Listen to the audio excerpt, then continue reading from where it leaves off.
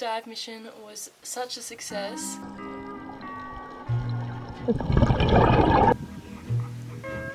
We got it!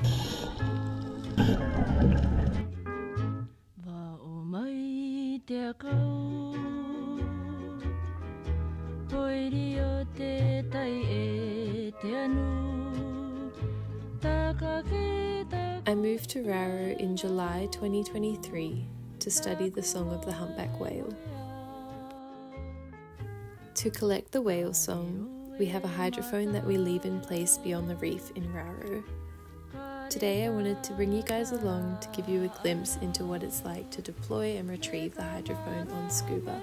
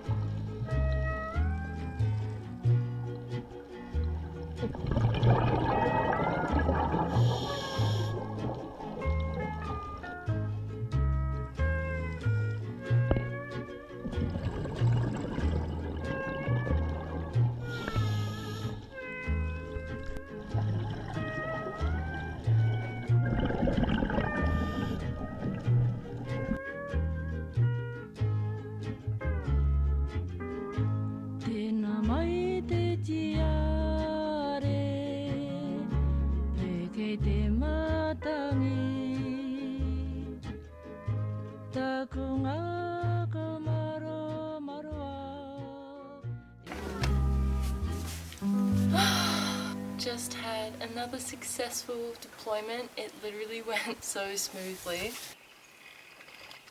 Introducing my new water bottle, by the way.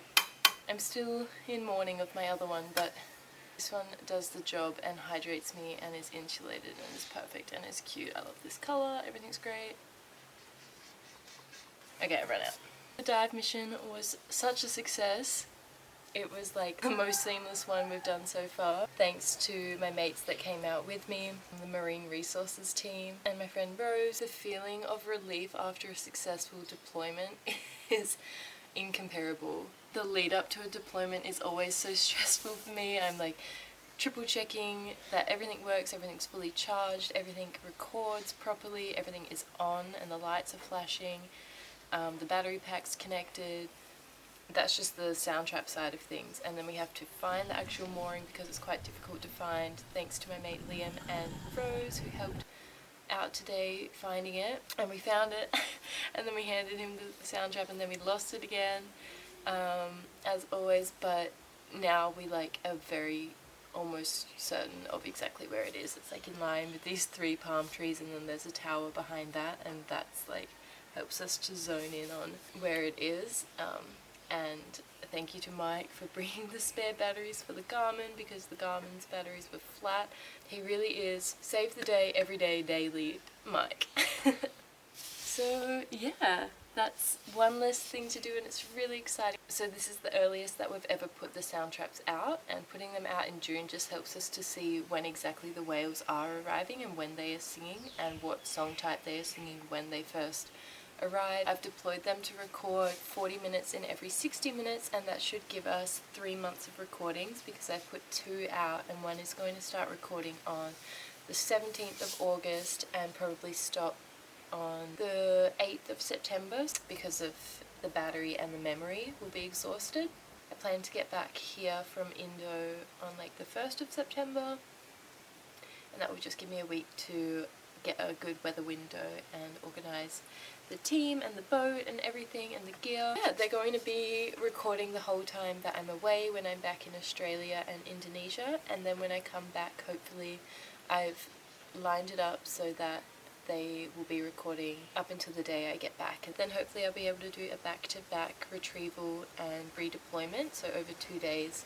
One day I'll go out and cut the cable ties off and take them, download all the data and recharge them and recalibrate them, and then the next day we'll go out and redeploy them onto the same mooring line. So we should only lose about 48 hours of recordings if everything goes to plan. But today's was honestly so seamless. We're just getting better and better every time we do it. I'm really grateful to my mates for helping me out and yeah, really being supportive of the research.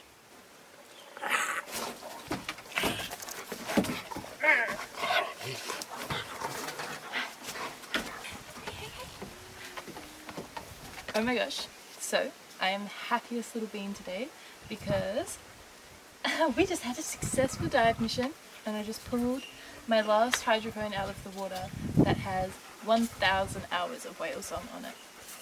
Hopefully. Fingers crossed for me. Fingers crossed, Juno. And it was a mission, like a mission to deploy it in the first place and a mission to retrieve it, and it took like 2-3 goes the first time to just get it in place, and this was the second try to find it. Like, we couldn't find it last time we went out because the GPS was all wrong. It was saying it was in like 400 meters of water. It was actually in 24 meters of water, so we were like, you're lying. It's not here. And yeah, we bloody found it. And I could not be more grateful to my dive buddies and the team at Marine Resources. This thing means so much to me. I can't explain it. He gets this look in his eyes like he wants to bite me. You love me that much. Sit please. See? Oh my gosh. This was down at 24 meters for 60 days. It was meant to be 50, but the first retrieval didn't work, so it was down there a little bit longer, but it stopped recording at about 50 days. And it was recording 50 minutes in every 60, so 20 hours every day, so 20 times 50 is like 1,000. So if the batteries worked and if the storage worked, there should be 1,000 hours of recordings, and hopefully a lot of that is whale song. A lot of it will be just blank, but we'll see what we can find. I could not have done this alone. You need a really skilled captain and a dive buddy and surface support, and I'm really lucky to have had all of that.